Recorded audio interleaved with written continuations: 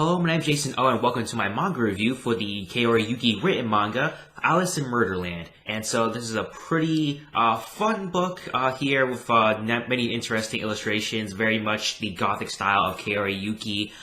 Very fun, very interesting twist, and more just inspiration from the Alice in Wonderland story, not really following the plot or doing any sort of things from Alice in Wonderland, more of just taking different characters and just implementing that type of character within this story. Many different versions of the Mad Hatter, the cat, the rabbits. Obviously, Alice is not really the main character in Stella. It's more of a alter ego of hers, Bloody Alice, more of the serial killer, more of the murderer type of her alter ego, thanks to her family's IT that makes her this way. It's very much a big thing in a way, kind of. It's more of a big thing when he needs to be. When the plot is asking for it, so the T parts of this story will very much play a part in this. You know, the Mad Tea Party, as they call it here in this story.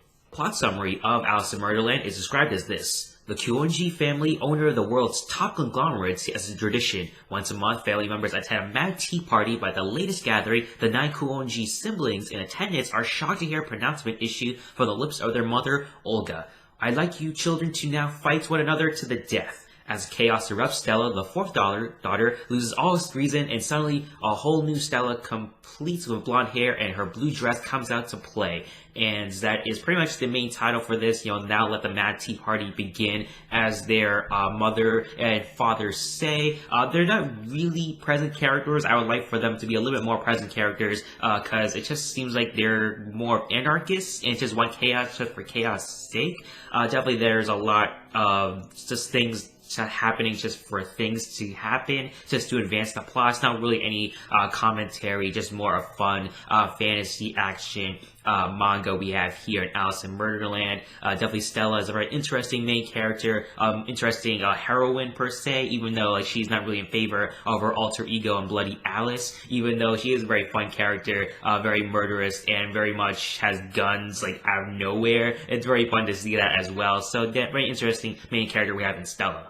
So far, the main components of the main character in Stella from the first volume of this manga series is that she's very much in love with her brother, Zeno, the eldest brother of the family.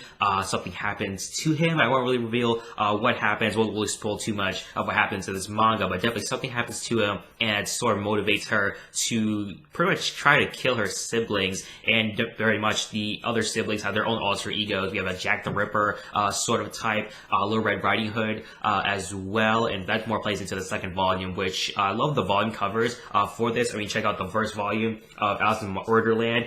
Very cool cover here. Even the second volume has a very cool cover as well.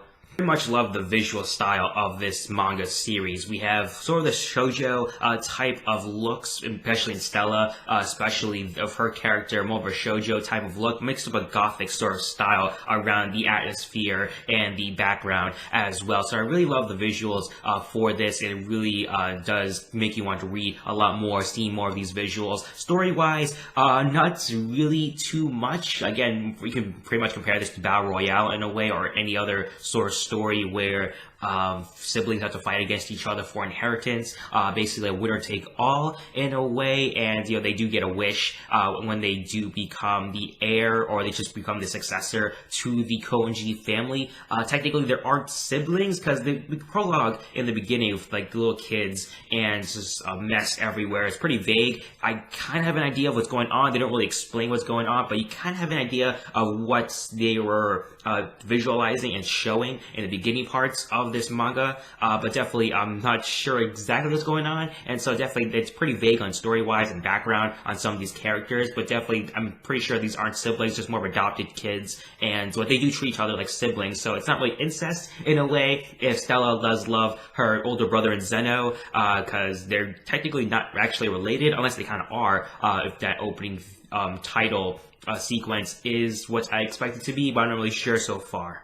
Looking for a violent, very fun series. It's violent and fun at the same time. There's not really a lot of commentary once again, so don't expect any sort of, against big business or against, these type of aristocratic families. I don't think that's going to come up later on in the series. I haven't read Volume 2 just yet. It came out a couple weeks ago, but definitely I haven't really read it just yet, so I'm not really sure if there's any sort of commentary on, sort of aristocrats and sort of their stylings of that, making these kids kill each other, how wrong that is. I don't think that's going to happen in the future. Just more of a fun adventure seeing Stella grow as a character, because there's some sort of growth for her as a character. She is learning a little bit more about herself and her family as well. Sort of the struggle she has to go through is making sacrifices, pretty much having to decide to kill her little sisters, and maybe she probably have to by the end of Volume 1 maybe, and so definitely have to wait and see on that. But definitely Stella's a pretty cool character. Her stalker friend is pretty cool as well. He's one of my favorite characters so far. Her parents are pretty interesting. Again, not a lot of background on most of the characters so far. And so for Volume 1, you kind of disappointed for the lack of background knowledge for these characters and story-wise, but definitely more of the gothic feel, the fantasy feel, and the action and the bloody action as well you see in this manga series. And so if you like that kind of stuff there, you're probably going to enjoy Alice in Murderland.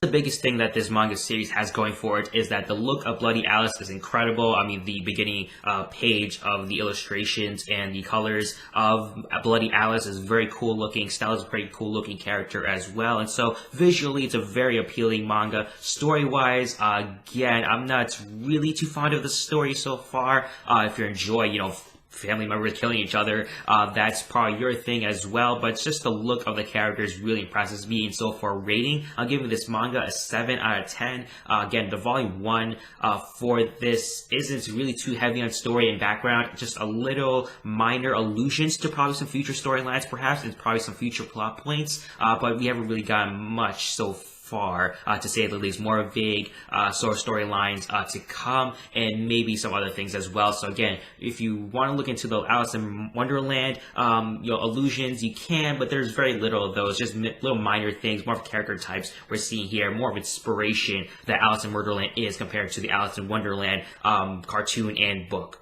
What do you think? Have you already read Alice in Murderland? What are your thoughts and opinions on that? We'd like to hear what you guys think in the comment section down below. Are you interested in this story of Alice in Murderland? Definitely, it's already available for Volume 1 and Volume 2, so check that out if you want to, if you like the visuals and gothic style of a shoujo type of character in a way. And so if you like that kind of stuff, a lot of bloody action as well. If you like that kind of stuff, it's definitely a manga for you. So put all your thoughts and opinions in the comment section down below. Thank you for watching my manga review for Alice in Murderland. Hope you guys have a nice day. Bye-bye.